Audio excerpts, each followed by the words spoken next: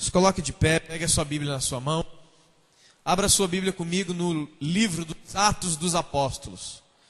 O quinto livro lá no Novo Testamento, amém? Atos dos Apóstolos, capítulo 15, versos de número 15 ao 17, amém? Abra a sua Bíblia e o seu coração para a palavra de Deus. Atos dos Apóstolos, capítulo de número 15. Estamos na noite de ceia, Santa Ceia do Senhor, a mesa do Senhor posta diante de nós, amém? Atos dos Apóstolos, capítulo 15, versos de número 15 ao 17, está escrito assim: conferem com isto as palavras dos profetas, como está escrito: cumpridas estas coisas, voltarei e reedificarei o tabernáculo caído de Davi, levantando-o de suas ruínas, irei restaurá-lo, para que os demais homens busquem o Senhor, e também todos os gentios sobre os quais tem sido invocado o meu nome. Assim diz o Senhor, que faz estas coisas conhecidas desde os séculos. Versículo 18 também. Amém? Voltarei, assim diz o Senhor, voltarei e reedificarei e reconstruirei o tabernáculo caído de Davi, para que todo homem busque a Deus, para que todo homem tenha sua vida alinhada com Deus, ame a Deus e sirva a Deus. Amém? Feche seus olhos, curva sua cabeça. Ora comigo em nome de Jesus. Pede isso a Deus. Senhor, em nome de Jesus, esta é a sua palavra. Nós estamos diante da sua palavra, Deus. Não é palavra do pregador, não é palavra do homem, mas é uma leitura, uma releitura da tua palavra. Nós estamos, ó Deus, com as Bíblias que nós temos em nossas mãos e vemos que estas são as suas palavras. Ilumina nossa mente, põe fogo em nosso coração. Nós não queremos somente entender, somente receber, mas que aquilo que nós temos em nossa mente desça e habite em nosso coração, transformando conhecimento em sentimento, conhecimento em amor, em devoção a Deus, em nome de Jesus Cristo. Amém? Pode se sentar, querido, por favor, em nome de Jesus. Amém? Quantos estiveram aqui domingo passado? Domingo passado, eu considero que fomos agraciados por Deus, a presença de Deus, a palavra de Deus e a direção. Falando ou entendendo aquilo que temos crido, mediante a palavra e a nossa vida e a distância entre as duas, que nós temos uma grande missão, que é trazer ou trabalhar muito para que Deus habite em nós, para que a presença de Deus esteja em nós e em nosso meio. Utilizamos para isso o exemplo que está lá no primeiro livro do profeta Samuel. E eu te peço para abrir de novo em 1 Samuel, no capítulo 5 agora. Semana passada nós estivemos no capítulo 4. Abra sua Bíblia em 1 Samuel, capítulo 5, lá no Antigo Testamento. Utilizamos o exemplo do povo de Israel, que é o povo de Deus, como a igreja é o Israel de Deus e é o povo de Deus hoje. E o exemplo do que estava acontecendo naquela época. Sacerdotes corrompidos, as pessoas não ligavam mais para a presença de Deus. Israel, o povo de Deus, estava vivendo de derrota em derrota, era derrotado direto pelos seus inimigos, os filisteus, que são também o exemplo do pecado, do mundo e do diabo. E todas as vezes que o povo de Deus descia, era derrotado. Levaram a arca de Deus, foram derrotados de novo, e os filisteus, os inimigos, levaram embora a arca de Deus, que é o símbolo da presença do Senhor, levaram embora. E toda aquela coisa, tudo aquilo que Deus nos falou no domingo passado, quem estava aqui recebeu a palavra, e você que não ouviu as considerações de Deus da semana passada, só você entrar no site do ministério, igrejapetra.com. Nós temos os cultos, as mensagens dos cultos, o áudio das pregações, para você entender para onde é que Deus está nos levando. Amém? E hoje, quero continuar com você, da onde nós paramos. A partir de 1 Samuel capítulo 5, amém? 1 de Samuel capítulo 5, você abra. Amém? Enfim, irmãos, depois daquelas coisas terem acontecido, depois de Eli, Ofni, Finéias, os sacerdotes terem morrido, a arca do Senhor ter sido levada, para onde ela foi levada? A Bíblia diz aqui, no capítulo 5, versículo 1, que os filisteus tomaram a arca de Deus e a levaram de Ebenezer a Asdod.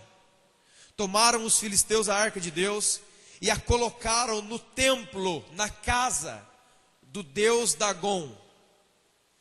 Dagom era o deus dos filisteus. A estátua de Dagom, a figura de Dagom, era uma criatura metade peixe, metade homem.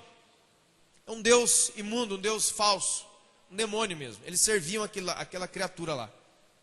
Quando eles pegaram a arca de Deus, que é o símbolo da presença de Deus, eles levaram a arca do meio do povo como um troféu, como um símbolo de uma conquista. E eles levaram lá para a terra deles, lá em Asdod, e colocaram dentro do templo desse Deus Dagom aí. E se você seguir, querido, a leitura comigo, você vai ver que acontece uma coisa. Eles colocam a arca, um baú, né, de ouro dentro, e havia uma grande estátua do deus Dagom ali. E os sacerdotes de Dagom colocam a arca ali, se vangloriando porque eles tinham vencido o povo de Israel, e fecham e vão dormir. No outro dia, quando os sacerdotes entraram na casa de Dagom, a estátua de Dagom estava caída de cara no chão, em frente da arca de Deus. Aí eles ficaram, nossa, o que é isso? Meu Deus. E foram lá e deve ter sido o vento, deve ter sido alguma coisa. Levantaram a estátua daquele diabo de novo. E aí o que aconteceu pela segunda noite? Voltando os sacerdotes de novo de manhã, a estátua, aquele falso Deus, estava caída de novo no chão, em frente à arca da aliança, mas dessa vez com o pescoço quebrado. E, irmãos, por que Deus pôs isso no meu coração para dizer para a igreja? Porque nós temos que entender sempre uma coisa. Como falamos na semana passada, a vitória, a tão chamada vitória, a tão cantada e tão falada vitória, ela mora e ela é a própria presença de Deus. Jesus disse assim, sem mim vocês não podem fazer nada. Então esse é um símbolo, porque o povo de Israel foi derrotado, caiu todo mundo para lá, o pessoal estava chorando lá em Israel, porque os sacerdotes tinham morrido, eles tinham sido derrotados, e a arca de Deus tinha sido levada. Eles estavam em outro lugar chorando as pitangas dele, e a arca sozinha foi transportada para o terreno do inimigo. Quando ela chegou lá, ela sozinha venceu tudo. Ela não precisou de sacerdotes com ela não precisou dos levitas com ela não precisou do sumo sacerdote com ela não precisou de alguém ali de Israel junto com ela. A arca estava sozinha, a presença de Deus estava sozinha, em território estrangeiro, em território inimigo, na casa de Dagom, dentro do templo do diabo. O que ele fez? A arca sozinho, destruiu tudo. Isso é um ensinamento para nós, que sem Deus nada podemos fazer, que cada momento que você dá um passo é porque Deus é na sua vida, para que sempre fique bem claro para nós que em tudo dê graças a Deus, em tudo nós sejamos agradecidos a Deus. Não tome glória para você, irmão, não faz isso. Então a arca estava sozinha, sem ninguém. A presença de Deus, ela desbaratou os inimigos. Ela acabou com tudo. Você pensa que acabou por aí? Não. O pessoal começou a ficar preocupado. Nossa, a estátua de Dagom quebrou. Você pensa que a presença de Deus parou de operar contra os inimigos? Eles tiveram tumores. o povo lá começou a ter tumores, começaram a ter úlceras, começaram a colocar, é o que a palavra diz no original, o povo começou a colocar hemorroidas para fora. Olha só o que Deus começou a fazer com a galera. Interessante isso, né, irmão? Olha que isso está na Bíblia, está na Bíblia. Deus começou a ferir sozinho, não tinha ninguém cantando, pregando, fazendo sacrifício, ninguém, a arca estava sozinha, Deus, entre aspas, estava sozinho. E ele falando, você quer ver que eu que faço? Você quer ver que eu vou mostrar para vocês que sou eu que faço sozinho, não preciso de vocês, não preciso dos pregadores, não preciso da igreja, não preciso dos cantores, eu não preciso de nada, são vocês que precisam de mim. Porque às vezes a gente coloca isso na nossa cabeça, parece que Deus precisa da gente. Que se eu não vier no culto, que se a banda não tocar, porque se o irmão não vier, não, querido. Quando você não faz, quando você não vem, quando você não está, quem perde é você, o Senhor não perde. E quando nós somos chamados por Deus para fazer alguma coisa por Deus ou diante de Deus, Ele está presenteando você, não é você que está presenteando Ele. A honra é sua, Deus está honrando você. Quando Ele chama você para entregar um jornal lá na porta da igreja, um papel, evangelismo, oração, qualquer coisa, Ele está falando, meu filho, eu quero honrar você, vem aqui e me dá alguma coisa. Não deixa isso virar, de nós acharmos que é porque nós nos reunimos, porque ele prega, porque o outro canta, que daí que Deus faz. Não. Deus faz porque Ele é Deus. Ele é o Senhor. Então aqui está a prova, Ele foi sozinho e acabou com os inimigos todos, botou todo mundo no chão, a ponto de os inimigos começarem, a gente tem que mandar essa arca embora daqui, cara. A gente tem que sumir com esse negócio. Porque esse Deus está dentro desse negócio e está acabando com a gente. Enquanto isso, o povão de Deus maravilhoso está lá chorando pitanga, lá, chorando longe. E Deus sozinho trabalhando. E Deus sozinho fazendo. Amém, querido? Precisamos entender isso. Que quando você não ora, Deus faz. Quando você não vem, Deus faz. Quando você não crê, Deus faz. Deus continua fazendo. Jesus falou, eu trabalho até hoje, porque o meu Pai também trabalha. Deus é um Deus trabalhador. Diga, Deus é um Deus trabalhador. Ele trabalha para os que nele confiam, esperam. Deus está fazendo. Então quando nós olhamos para a igreja e a obra, somos chamados para ela, a honra é nossa. Deus está falando, meu filho, vem cá que eu quero honrar, quero te dar um presente. Vou te deixar você tocar para mim. Vou te deixar você falar da minha palavra. Vou te deixar fazer algo por mim. Amém, querido? Então essa foi a primeira coisa que acontece, né? Quando eles tomam a arca. E aí acontece uma segunda coisa, querido, o segundo ponto muito importante. E por que eu estou indo de ponto a ponto? Porque nós lemos Atos 15, onde Deus fala, eu vou voltar e vou reconstituir o tabernáculo caído de Davi. Desde que a arca foi tirada do meio do povo, até a construção desse templo, nós vamos andar, porque você entenda o que é que Deus quer reconstruir. O que é que Deus quer reconstruir em nós. Amém? 1 Samuel capítulo 7, versos de 2 ao 4. Amém? Glórias a Deus. Queridos, nós temos lugares aqui à frente ainda, tá? Vocês que estão aí no fundo, temos lugares aqui ainda, é só tirar as bolsas aí, peço aos irmãos que estão com bolsa, que estão com coisa. Temos lugares aqui ainda, amém? Em nome de Jesus. Se tem um lugar vazio do seu lado aí, levante a mão, por favor. Tem lugar ali, tem lugar lá no fundo.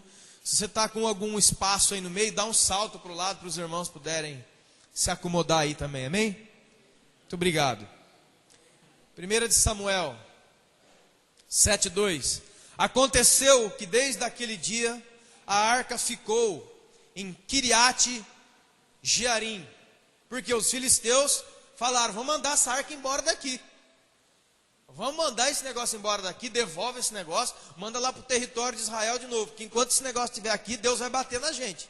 Aí eles mandaram, fizeram a arca subir para Kiriat Jeraim. E tantos dias se passaram que chegaram a 20 anos. E toda a casa de Israel dirigia lamentações ao Senhor. E falou o profeta Samuel a toda a casa de Israel, dizendo: escute o dito do profeta Samuel. E veja, querido, pese se não são as mesmas palavras nos dias de hoje.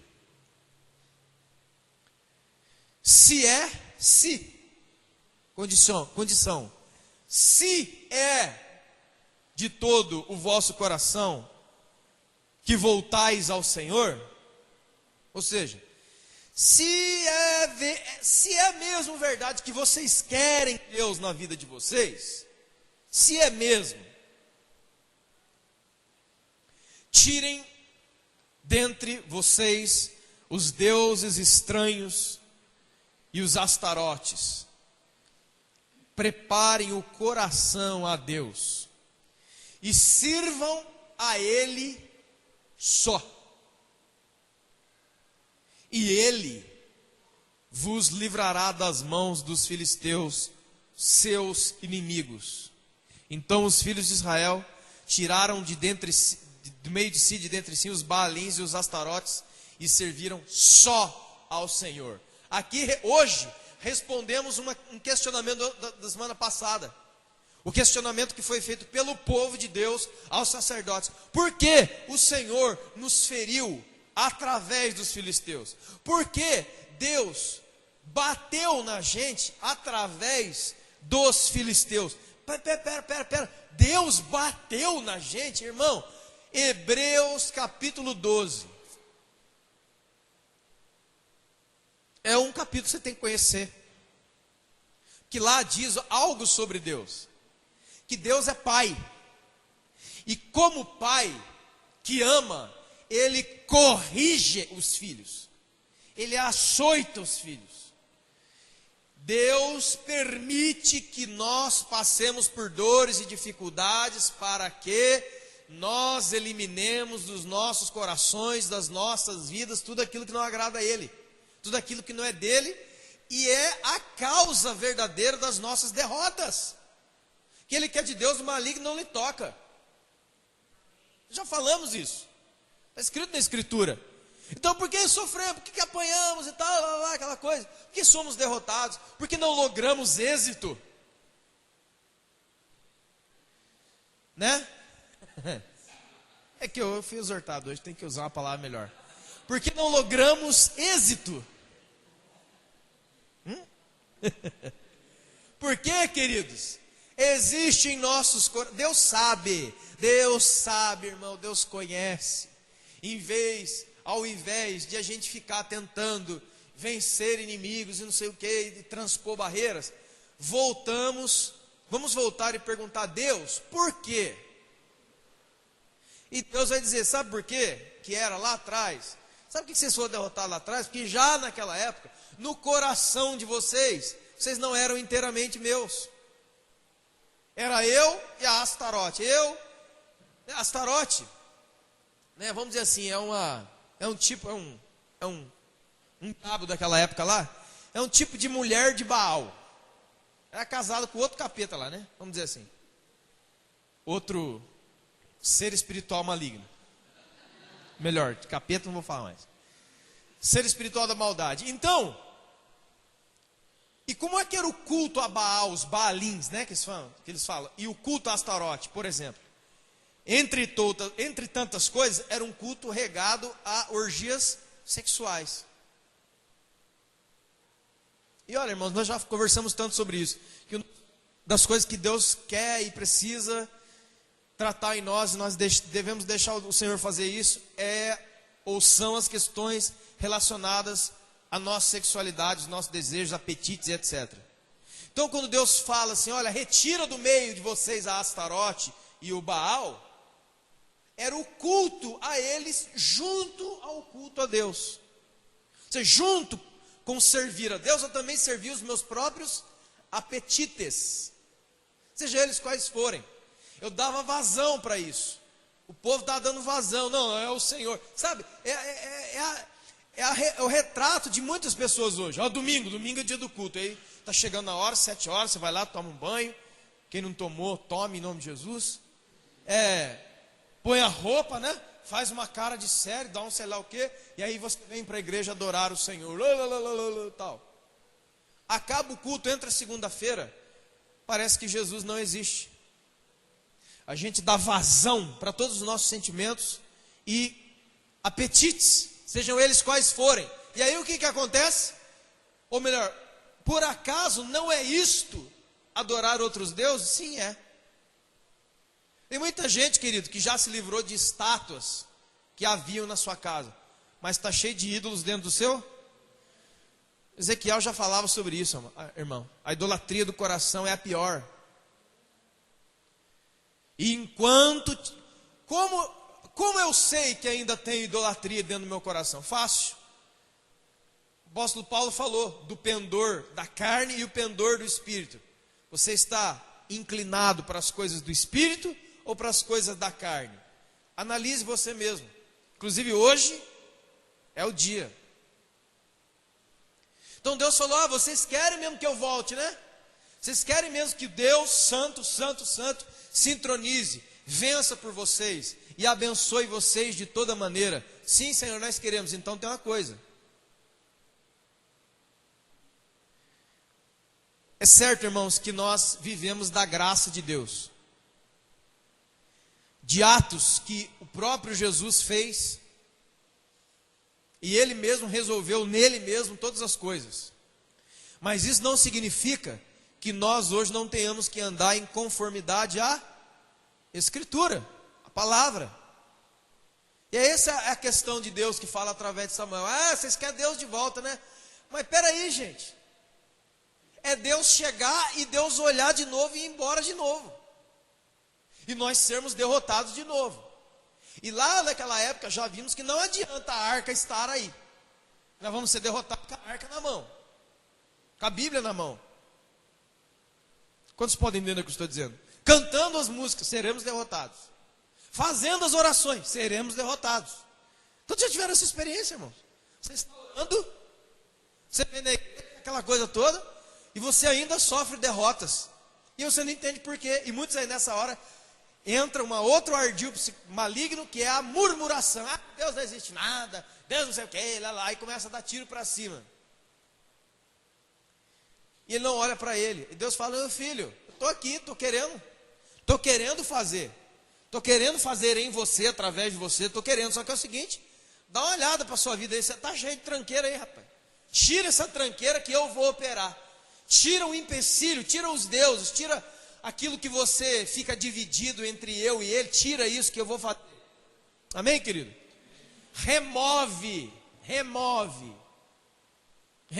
da tua vida tudo aquilo, ou todo aquele, se referindo a alguém, que se coloca na sua vida como um Deus. Mas ninguém se coloca como um Deus na minha vida, não. Deus tem algumas particularidades assim, rapidamente eu vou falar, como domínio. Deus exige servidão, Deus quer que você o sirva. Amém? Mamon também, o sexo também, o mundo também e as coisas também. Né? Então muitas vezes quando tem decisão de futebol, a gente vê isso, né? Cara, é uma loucura time de futebol. E por aí vai. Amém, querido? Você está entendendo isso? Então, até chegarmos no momento que Davi traz a arca de volta, teve todos esses acontecimentos. Essa janela de mais de 20 anos. 20 anos é tempo. Onde aconteceu muita coisa. Onde nós extraímos ensinamentos importantes dessa história de onde é que Deus está na minha vida. Por que é que eu não tenho Deus na minha vida, não sinto Deus, ou não estou com Deus na minha vida? Por que a arca está fora?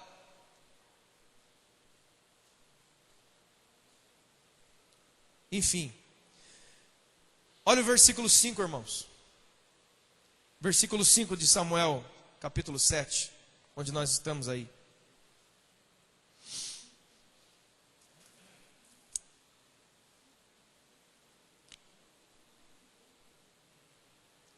Olha o versículo 5. Disse mais Samuel: congreguem todo o Israel. Que te parece, hein? Congreguem.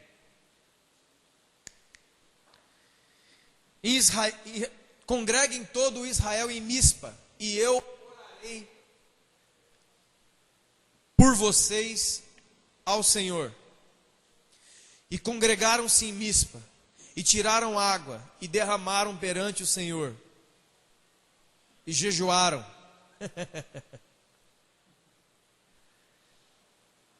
E jejuaram aquele dia e disseram: pecamos contra o Senhor. E Samuel julgou os filhos de Israel em Mispa. Lembra que eu falei semana passada que dentro da arca tem 3 coisas?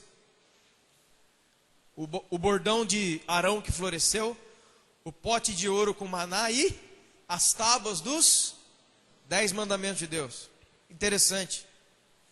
Parece a mesma coisa de aquilo que depois é falado pelo Salomão mesmo, lá em 2 Crônica 7,14, que é aquele versículo famoso, né?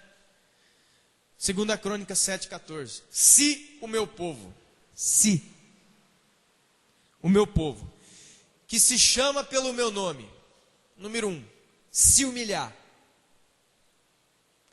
e orar e me buscar e se converter dos seus maus caminhos, eu, diz o Senhor, ouvirei dos céus, perdoarei os seus pecados e sararei a sua terra. Ó, aqui está a mesma coisa, muito antes.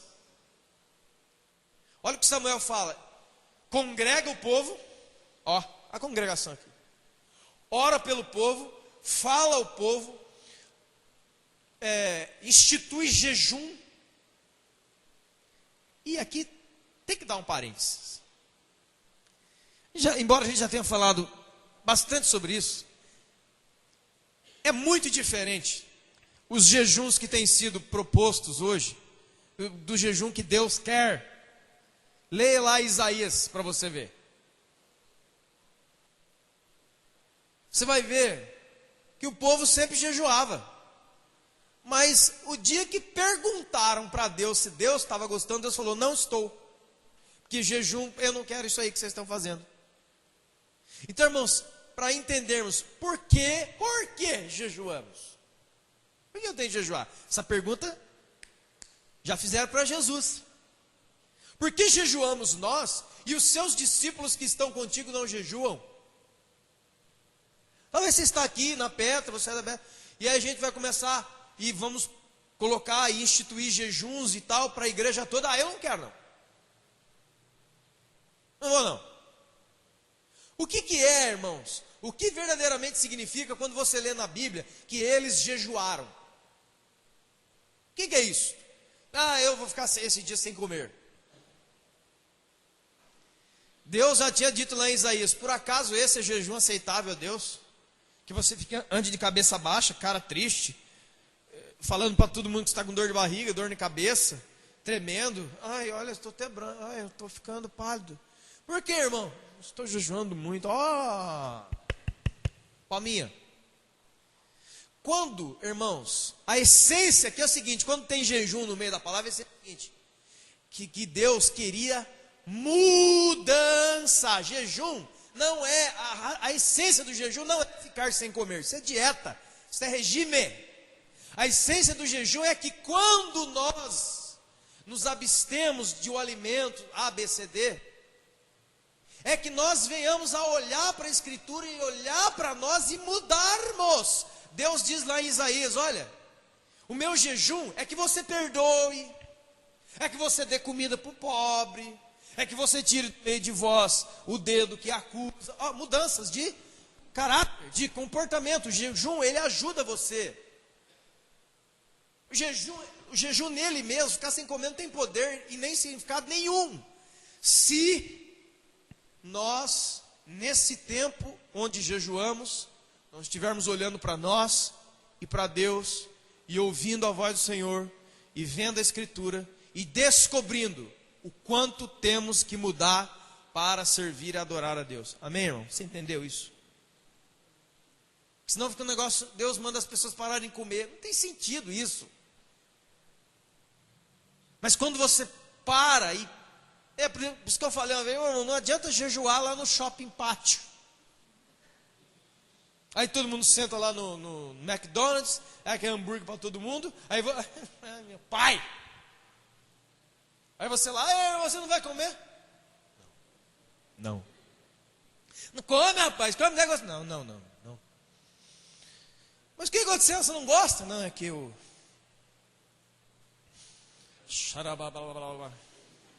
As pessoas, nossa, o que está acontecendo? É que eu, quando eu estou jejuando, eu fico muito espiritual.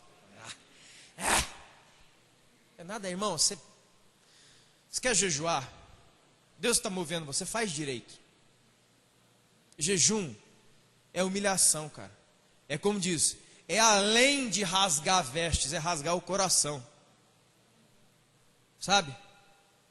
É para lá que a gente tem que ir.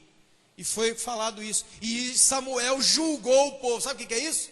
Ele congregou todo mundo. A igreja promoveu jejuns e oração. E deu isso como decreto ao povo. O povo foi lá jejuando.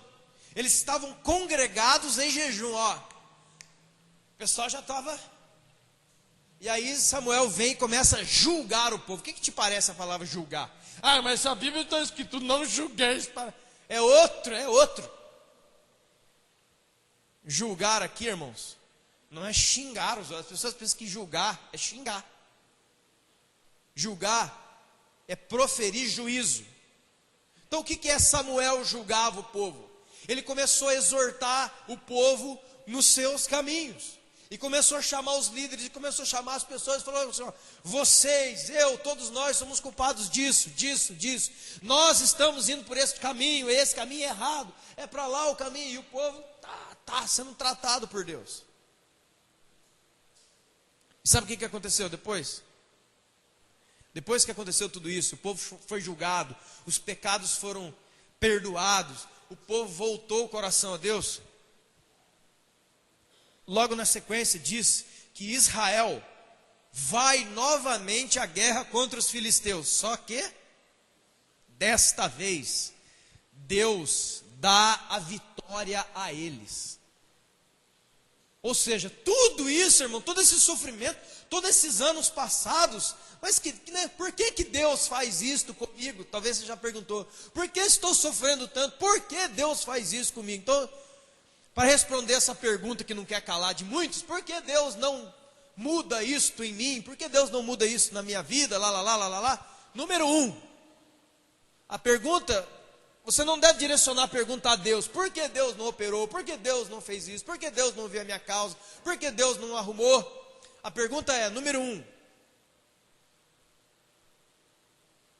as perguntas não são para Deus, são para você. Número 1, eu ando nos caminhos do Senhor? 2, eu vivo uma vida de amor e dependência com o Senhor? Ou eu tenho, como diz o velho ditado, acendo uma vela para Deus e a outra para o diabo?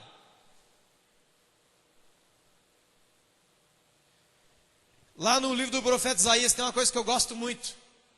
Isaías fala assim, ó, ai daquele, assim diz o Senhor, ai daquele que desce ao Egito para procurar ajuda, tendo um Deus vivo em Israel. Entendeu?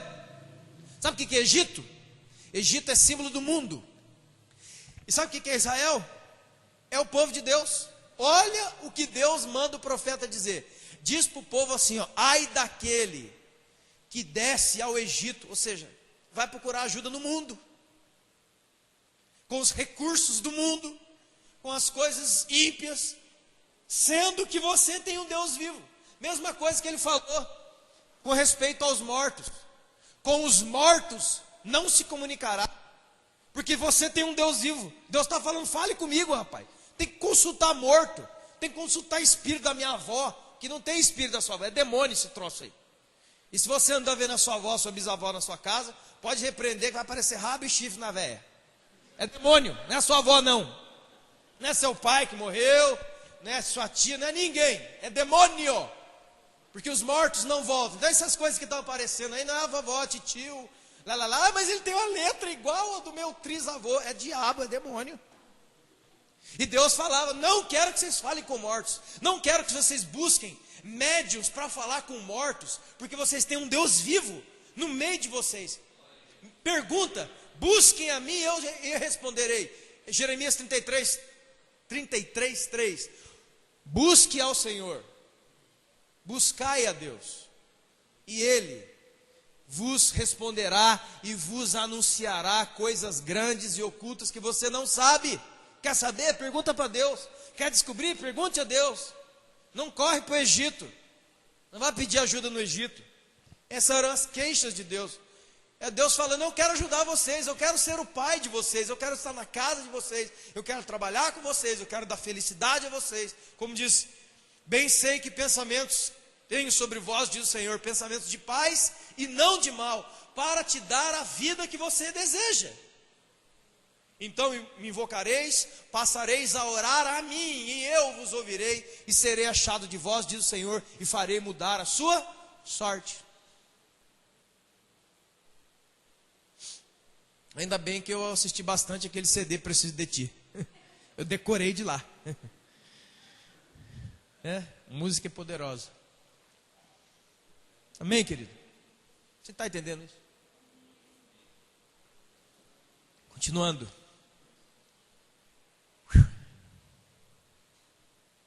2 de Samuel. 2 de Samuel, capítulo 6. Muitos anos depois. 2 de Samuel, capítulo 6. Lembre-se que 20 anos foi um tempo calculado, mas são mais de 20 anos que ela ficou fora do lugar certo. Porque tudo isso começa antes do rei Saul ser levantado. E tudo isso acaba depois que Saul cai e já é Davi o rei de Israel. Já passou muito mais do que 20 anos, na verdade, muito mais. 2 de Samuel, capítulo 6. Amém? Verso 11.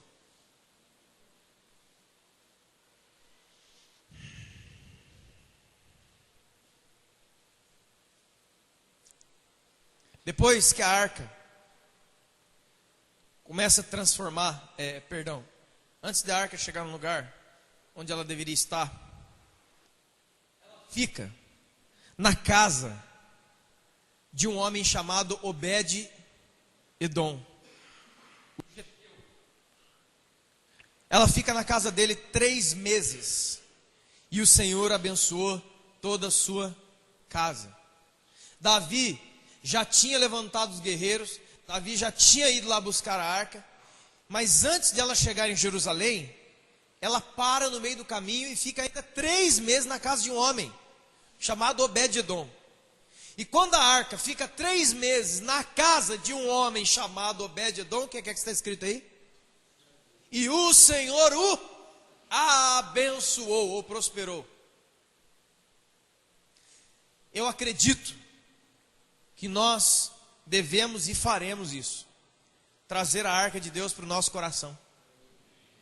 Devemos e fazemos isso, trabalhar para trazer a arca de Deus para Jerusalém, que é a congregação. Mas antes de chegar aqui, preste atenção, antes de chegar na Jerusalém, que é um símbolo da igreja congregada, ela para em um lugar, na casa de uma pessoa.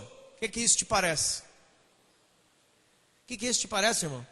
Antes de ela pousar aqui no lugar onde ela tem que estar, ela quer entrar antes em um lugar. Entra na minha casa, entra na minha casa. Antes da arca chegar aqui, e antes de acontecer tudo isso, Deus quer dar uma passada lá na sua casa, e lá na minha casa, e Ele quer abençoar você lá, querido. Ele quer colocar na sala da sua casa o pote de maná, os 10 mandamentos e o bastão que floresceu e deu frutos. A casa de Obed-Edom foi abençoada. Enquanto a arca ficou no terreno dos inimigos, Deus acabou com todo mundo. Mas quando ela estava já dentro do território do povo, ela começou a abençoar aquele homem. Antes de chegar em Jerusalém, eu tenho que passar na nossa casa. Que te parece isso, né, irmão? Nós temos conversado tanto sobre isso. Como é diferente você ter a paz e ter Deus na tua casa e depois vir congregar. Quantos estão entendendo? É muito diferente do que apanhar o dia inteiro em casa e tentar cultuar no culto à noite. É viver verdadeiras guerras, verdadeiros infernos, verdadeiras batalhas lá dentro da sua casa e tentar respirar domingo à noite para prestar um culto aqui. Quantos estão entendendo o que eu estou dizendo? Não faz sentido, hein? Então, antes de Deus vir aqui, ele fala: não, peraí, antes de eu chegar lá, calma, eu vou passar na casa deles. Família, na presença de Deus. Você pode dizer, família, na presença de Deus. Aí, ó. A arca vem em você, a arca vai na sua casa e a arca vem para cá. Não inverte. Não, a arca só está na igreja. Olha, a arca só está em Jerusalém, só. Em casa não. Em casa não precisa a arca parar. Como diz, né, irmão? Cada um sabe onde o calo aperta, né? Quantos de nós viemos para cultos, meu Deus, que culto maravilhoso, que presente de Deus, e a gente não quer que acabe o culto, pelo menos alguns, né? E aí, eu vou falar, meu irmão, então os irmãos falam assim: o culto está acabando muito tarde, mas quando acaba a turma não vai embora, fica todo mundo conversando aqui dentro. Ué, deixa aí depois, agora não vou amarrar não. A turma ficar conversando aí, ué. Então, está querendo ficar aqui, vamos emendar o vigilhão. Irmãos, não existe como nós separarmos essas coisas. Antes da arca chegar em Jerusalém, ela parou na casa de Obed-edom e abençoou ele lá. Antes de pousar no lugar final, ela passou lá na sua casa. Ela tem que passar na minha casa e na sua casa, porque você precisa muito de equilíbrio e ser abençoado lá na sua casa. É delicioso, maravilhoso sermos abençoados aqui, vermos curas aqui, vemos restaurações aqui, vemos testemunhos aqui. Que maravilha é a igreja, mas Deus quer a sua casa também. Lá no Novo Testamento ele já diz isso também, é a mesma coisa de capa a capa na Bíblia. Quando Paulo lá e prega e o carcereiro é convertido, a preocupação do carcereiro era qual? Que agora? O que eu vou fazer? E a minha família? O que o apóstolo Paulo fala? Crê no Senhor Jesus e será salvo tu. Deus não quer só você. Ele chamou você para usar você, para buscar os outros. O apóstolo Pedro diz que a esperança, o desejo de Deus é que todos cheguem ao arrependimento. Todos. E quando nós olhamos para nossas casas, irmãos, vemos que nós temos que trabalhar muito para a arca ir para lá. Quantos estão entendendo o que eu estou dizendo? Parece que nós fazemos tudo, foi a nossa conversa hoje, pessoal da liderança. Parece que nós fazemos tudo para trazer a arca aqui, mas fazemos quase nada para tê-la em casa. Quantos estão entendendo? Aqui, olha a força da religiosidade que mata a gente, ó. Aqui oramos, cantamos, batemos o pé no chão, damos glória a Deus, cantamos canções, E em casa, não oramos, não lemos, não somos ministrados pela palavra, não cantamos, não oramos, nada, em casa nada. Por isso que você está apanhando mais que tamborim em festa. Por isso que nós estamos sofrendo. Por isso que a igreja, o prédio, o domingo à noite, virou o escape, o refúgio de muita gente. Mas não é isso que Deus quer a sua casa. Deus quer botar paz lá dentro da sua casa. Quer botar a presença curadora lá dentro da sala da sua casa. Mas a gente não faz isso. A igreja, Jerusalém é o lugar da arca. E lá na sala de casa, vão botar outra arca, a arca de Lúcifer. A arca de Satanás. Em hebreu, Satã. Em grego, Diabolos. Estou indo bem?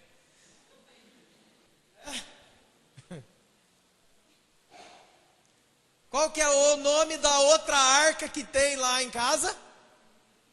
Hã? Qual que é, irmão? Você não sabe não? Aquela arquinha. Até o desenho dela é parecido. E ai de quem tocar naquela arca, né? Igual a arca da aliança. Como é que é o nome, irmão? Fala para mim. Já falei que televisão, internet, essas coisas, não são do diabo propriamente, integralmente.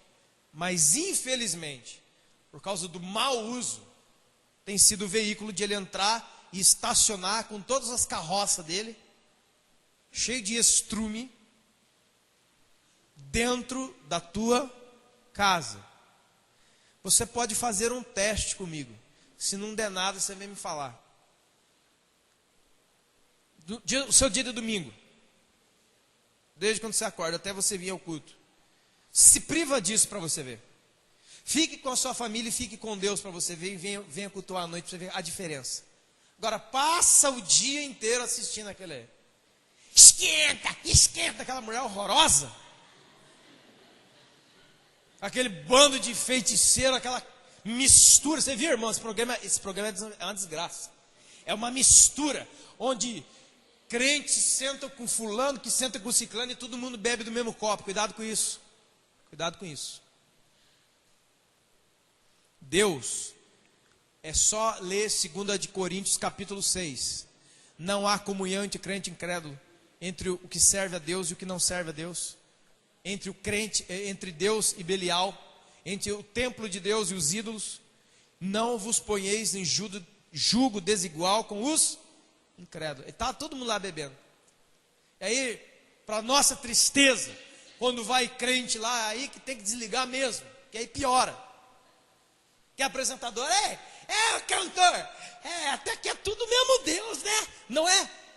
É o mesmo Deus, é o mesmo Deus. Não é o mesmo Deus, não, cantor. Deus só tem um. Ali devia testemunhar, mas não. Tem que beber no copo do cara do colar, tem que beber do copo do sei lá do quem que está ali também, não sei nem o que é. E as nossas cantorzadas vai lá.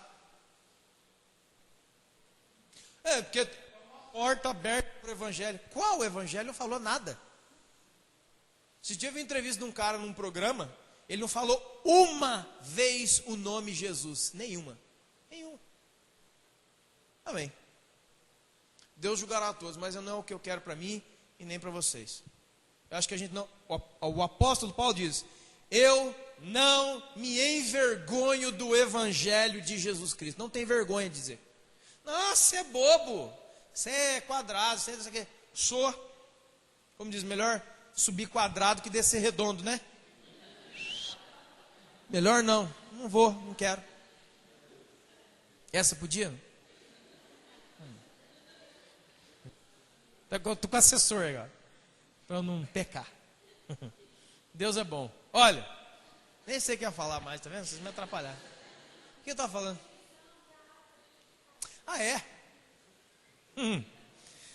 A arca que deveria estar, não está outra arca. Está lá, lançando as suas coisas, lançando ali a sua teia e poluindo a gente. Poluindo a gente de todas as maneiras. Eu acredito que tem bons programas na televisão, mas tem que procurar muito bem. Muito. E até os chamados programas que dá para a gente assistir, a gente tem que ser bem criterioso e até mesmo orar. E tem muito lixo, tem muita ideia saindo dentro daquele tubo ali para fazer você mudar. Então, querido, Deus quer ir na sua casa, Deus quer ficar lá e Ele não quer sair de lá enquanto não abençoar você de completo. De verdade, gente. A gente não pode ficar nessa máscara de é só na igreja que Deus está, em casa não. Antes de chegar em Jerusalém, parou na casa de um cara. Isso é uma mensagem para nós. Isso é um aviso, um sinal, uma direção. Amém, querido? Você está entendendo isso? Parou ali. E muitas vezes nós queremos viver assim. É tudo na igreja, em casa nada. E a gente apanha e sofre por causa disso. Que nem cultuar direito a gente não consegue. A nossa cabeça é tão cheia de preocupação, que a gente sabe muitas vezes que a gente vai sair daqui depois de tomar ceia e tudo mais, e voltar para o inferno. Um lugar horrível, um lugar de dor, um lugar de prisão, um lugar de ofensa, um lugar de... que não deveria ser assim. Então Deus, diga para o irmão que está do seu lado, falar, meu irmão, Deus faz questão de antes de chegar aqui, estar lá na sua casa. Amém? Que nós não venhamos a abrir mão disso, em nome do Senhor Jesus. E é muito interessante, agora eu quero que a gente vai finalizar, que quando no capítulo 6, 2 Samuel capítulo 6, Davi ajuntou escolhidos de Israel no número de 30.000 pessoas e foram para Baalá de Judá para trazerem de volta a arca de Deus. Encontramos ela, vamos trazer. É muito interessante que eles colocam a arca de Deus, eles encontram a arca de Deus, colocam a arca de Deus num carro de boi. Colocam a arca de Deus em cima de um carro de boi e vão festejando, e glória a Deus, e os levitas ali, os sacerdotes ali, e eles levando a arca embora. Olha que bênção.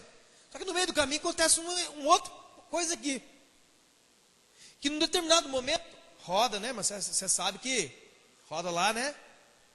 Carro de boi, né? Tem gente que não sabe nem o que é isso. Carro de boi? Que é isso? Mas depois você procura na internet que tem lá uma foto de um carro de boi.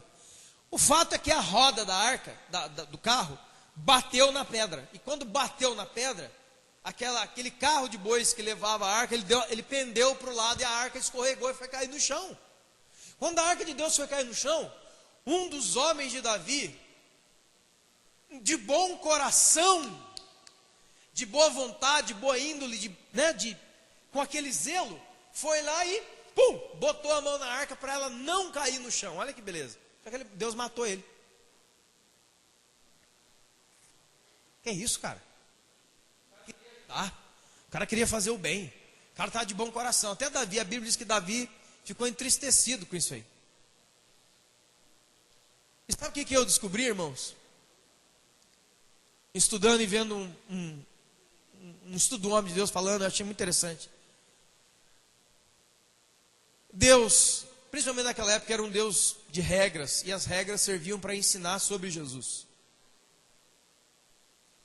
Somente podia transportar a arca de Deus os filhos da tribo de Levi.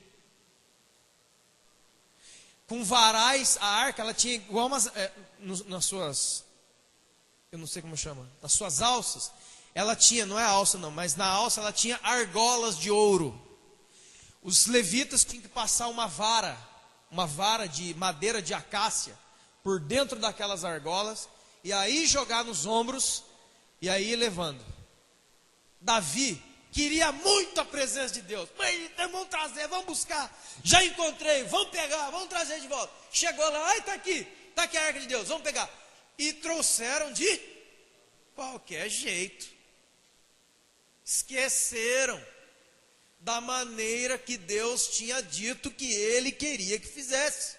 Não, vamos embora, já encontramos a vitória. Bora, vamos pegar esse negócio de qualquer jeito aí e vamos colocar em cima da arca aqui, do carro de boi, e vamos levar, porque nós nos importamos com o Senhor. A arca ficou 20 e poucos anos fora, mas eu e os meus soldados vamos buscar, e a presença de Deus vai voltar, e não sei o que, já encontramos, mas tem que levar com vara de acácia, com os levitas consagrados a Deus. Não, vamos mais rápido, que eu quero a presença de Deus logo. Bota em cima do carro aí, que o carro de boi anda mais rápido, e a gente chega lá em Jerusalém e faz um festão para adorar a Deus. E Deus, para aí. Sabe o que isso me fala, irmãos? Das coisas sagradas de Deus. As coisas sagradas de Deus, elas têm uma maneira de Deus. Hoje, nós estamos diante de a ceia do Senhor. E como o próprio Deus disse para Pedro, não considere impuro o que eu tornei puro, e não considere comum as coisas de Deus. Comum. Estou carregando a arca, a mesma coisa que tá carregando uma cômoda de gavetas. Não, não é não. Eu carrego a arca como eu carrego um rack de casa. Nós temos que tomar muito cuidado, congregação, nesse buscar a Deus, nesse se entregar a Deus, nesse ter Deus em casa e ter Deus na igreja. Temos que ter muito cuidado de não nos acostumarmos com as coisas sagradas de Deus e pensar que aquilo ali não tem mais. É normal. A Santa Ceia é uma delas. Santa Ceia, eu já perdi a conta de quantas Santas Ceias eu já tomei na minha vida. Talvez você também pense, eu já tomei mais de 60 vezes, 1000 vezes. Aí hoje, nesse domingo, a ceia está posta de novo. Você olha para ela, daqui, eu vou botar a mão nesse negócio. Cuidado com as coisas sagradas de Deus. Estão entendendo, irmãos? Quando nós vamos para a ceia, lá no Novo Testamento, 1 Coríntios 11, o apóstolo Paulo diz pelo Espírito Santo que Deus diz, tem um jeito de fazer isso aqui, ó. Tem um jeito que eu quero que vocês participem disso daqui. Não é de qualquer jeito. Ah, mas eu estou vendo ali a ceia, é o perdão, é a cura, lá, etc. E tal. Daqui, dá 2 copinhos logo, que eu quero ficar mais perdoado. Não, dá 5 copinhos que eu vou sair daqui, derramando perdão e restauração. Deus falou, ei. Por isso que Uzá morreu. No seu zelo e no seu desejo, não vou guardar as coisas de Deus, se perdeu na maneira com que Deus quer que as coisas sejam feitas. Ah, nós vamos pregar, tem uma maneira. Ah, eu quero ser um pastor, eu quero ser não sei quem, tem uma maneira. A Bíblia é cheia de padrões. Eu estou falando do Novo Testamento agora, não estou falando nem do Antigo não. Nós temos padrões a chegar e padrões a cumprir? Sim, senhor. Você pega lá em 2 de Timóteo, Tito, por exemplo, você vai ver lá as qualificações dos diáconos, dos presbíteros, dos pastores. Então, mas talvez você não cumpre todas elas. Realmente não. Mas pelo menos eu tenho que estar trabalhando para cumprir, pelo menos. Eu tenho que ter a noção de onde eu vou. Porque se eu considero as coisas de Deus, vou pregar a palavra, a coisa sagrada de Deus aqui, ó. A pregação e ensino da palavra. Jeremias capítulo 1, Deus diz assim, ó, o Senhor cuida da sua palavra para fazê-la cumprir. Deus fica de olho na palavra. Ah, mas você está na Bíblia não, acho que está. Então Jeremias capítulo 1, e lá no final de Apocalipse, onde o próprio Deus fala assim, ó, ai daquele que botar a coisa que não está escrito, e ai daquele que tirar o que está escrito, falando que não está escrito. Que aquele que colocar a coisa, eu vou acrescentar nele as pragas desse livro. E aquele que tirar, eu vou tirar da parte da árvore da vida. Você acha que Deus não se preocupa com o que é pregado na igreja? Sim, Ele se preocupa. Então tem uma maneira de fazer isso. Tem uma maneira de adorar com música aqui em cima. Tem uma maneira de ser igreja, a maneira que Deus quer. Porque, irmãos, se nós formos igreja da maneira que cada um aqui idealiza ser, isso aqui vai virar qualquer coisa, menos comunidade. Ah, eu quero adorar de costas. E eu quero adorar dando piroletas. E eu quero adorar soltando fogo pela boca, aquele pirofagia. E eu não quero pregar a palavra em português, eu quero pregar a palavra em grego, olhando para lá. E eu quero tocar a bateria, mas eu quero colocar a bateria lá em cima do telhado. E eu quero tocar a guitarra lá na esquina. Irmão, que é isso? Ah, eu não quero perdoar como a Bíblia diz, não. Eu quero perdoar você descosta. Ah, vamos parar com isso, cara. Tem uma maneira, tem um jeito. A Bíblia é isso. A Bíblia é um livro que explica para você o jeito que Deus quer. Amém, querido? O jeito que Deus quer não é o jeito que eu acho que eu quero. Por isso que nós temos Bíblia, esse livrinho preto, agora tem rosa, marrom. Para eu descobrir, esse aí é rosa, branco e vermelho. Lendo a Bíblia, o que é que Deus quer e como Ele quer que eu faça. Amém? Você entende isso? Esse é o nosso caminho. E finalizo, que é uma coisa muito linda. Tem vários, o texto é muito grande, eu não quero me alongar mais, que eu creio que já chegamos. Quando vem trazendo a arca para Jerusalém, ele não vem trazendo assim, desse acontecido, depois que alguém morre, escute bem, depois que alguém morre no meio do povo por descuido,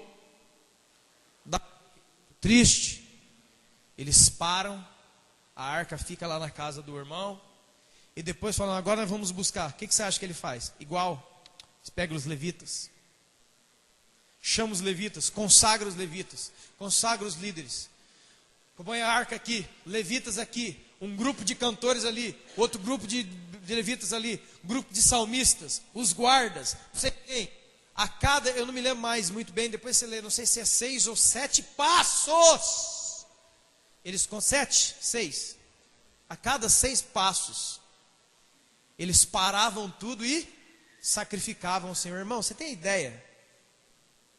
Vamos fazer um exemplo bem bobinho, a distância era maior a distância, mas vamos falar assim para a gente entender, como que daqui em São José dos Campos, não é isso, é maior a distância, mas vamos, né? Um exemplo, a arca estava lá em São José, e tinha que trazer para cá, então juntou, aparelhou todo mundo, que era a arca de Deus, falou, nós vamos levar, vamos, toca a trombeta aí, vamos começar a andar, né? Aquele povo ele levando a arca, a cada 6 passos, não é 6 quilômetros, vamos lá levar, 1, 2, 3, 4, 5, 6, eles paravam, colocavam a arca, assentavam a arca, faziam um sacrifício para Deus, fez, de novo, 1, 2, 3, 4, 5, 6, desmonta tudo, outro sacrifício a Deus, 1, 2, irmãos, já pensou você vindo de São José dos Campos aqui, a cada 6 passos você para, mais de 20 mil homens, e manda fazer sacrifícios a Deus, imolar carneiros, montar altar, fazer sacrifício, adorar, orar, se humilhar, e depois dar mais 6 passos, e depois fazer tudo de novo. O que isso comunica a você e a mim? Uma das frases que eu mais gosto, e que me explica por que Deus falou que Davi era um homem segundo o coração dele, é que Davi um dia, depois de ter pecado de novo, Deus falou para Davi, não conta o povo, hein? Não conta o número de homens na congregação, não quero que você conte o exército, porque você vai ver que você tem um exército grande e poderoso, e vai começar a colocar confiança no exército, e não em mim. A Bíblia diz que Satanás entra, tenta o rei Davi, ele vai lá e conta o povo. Aí Deus fala, Davi, você quer brincar comigo, né? Então, escolhe, você quer a praga no povo, nos soldados ou na sua casa? Deus não deu chance de empreendimento. Pode escolher. Davi escolhe lá em casa, porque eu não quero que o povo aconteça isso, que eu não quero que nada aconteça isso. Irmãos, a Bíblia diz que o anjo do Senhor aparece, Davi vê o anjão puxando a espada assim em cima de Jerusalém. Mano, fica imaginando isso. A Bíblia é uma delícia, né, irmão? Fica imaginando esta cena. Davi, acabou. Meu Deus. O anjão só esticando e ia para cima dele, meu. A Bíblia diz que ele corre para um lugar onde um homem chamado Araú tinha um terraço, parte elevada da sua casa. Ele chega assim, aqui dá para fazer um altar a Deus. Chama o dono, fala assim, quanto que você quer nesse negócio? Rápido, que o anjo do Senhor já está de frente com a gente. Eu pequei, fiz errado, bora, quero fazer um altar aqui. Aí o Araúna, não meu rei, tudo te darei, tudo darei ao rei de Israel. A minha casa é tua para fazer como quiseres. Sabe o que Davi fala para ele? Davi ele falou assim, me dá o terreno da sua casa. Quanto que é o terreno da sua casa? Muitos dos crentes de hoje, agora essa não vai passar. Muitos dos crentes de hoje, irmão, entende tudo como bênção. Tudo. Até pecado hoje é bênção. Rapaz, estou com uma mulher agora, estou com um homem, é bênção, hein? Pecado, o cara tem pecado. Rapaz, pô, fala. Eu fui no local, Deus me abençoe, rapaz.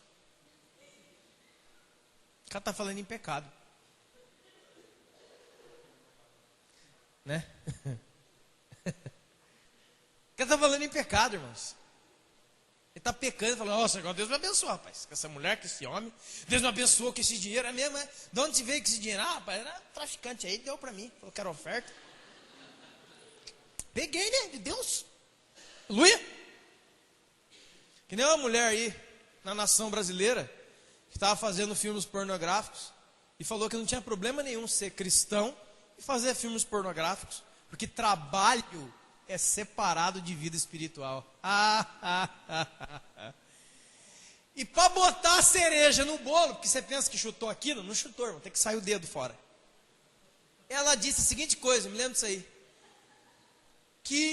Aí o cara perguntou, você ganhou um dinheiro bom com os seus filmes pedagógicos sobre anatomia? Ela, eu ganhei. Aí o cara perguntou, e você? Deu oferta e dízimo na sua igreja? Está tirando sarro dela. Você falou, eu dei. E o meu pastor me apoiou. Falou que não tem problema nenhum, contanto que eu dê dízimo e oferta. Esse pastor é filho do diabo. Esse pastor é um demônio. É o diabo, é uma rã, é um sapo que sai da boca dele quando ele fala. Ele está jogando a pessoa no inferno por causa de dinheiro. Maldito. Ah, você não pode falar maldito. Tá bom, assim, está na Bíblia. É anátema. E pau no falso evangelho. Falso evangelho é pau. Não tem outro.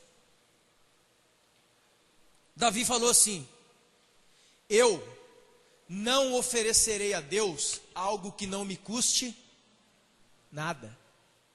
O cara querendo dar o terreno de graça para ele.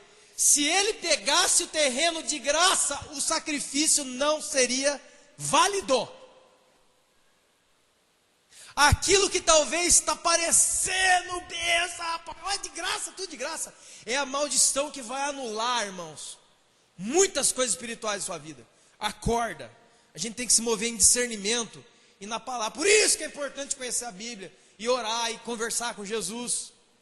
Aquilo não, rapaz, eu estou precisando do terreno agora, vou te dar, está na mão, 10 por 25, é o padrão, né?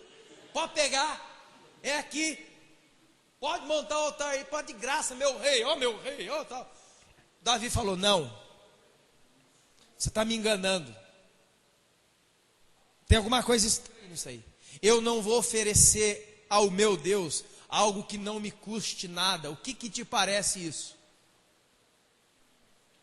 A vida sem cruz, sem sacrifício, sem renúncia. Ah, eu quero ser cristão, não quero renunciar a nada, hein?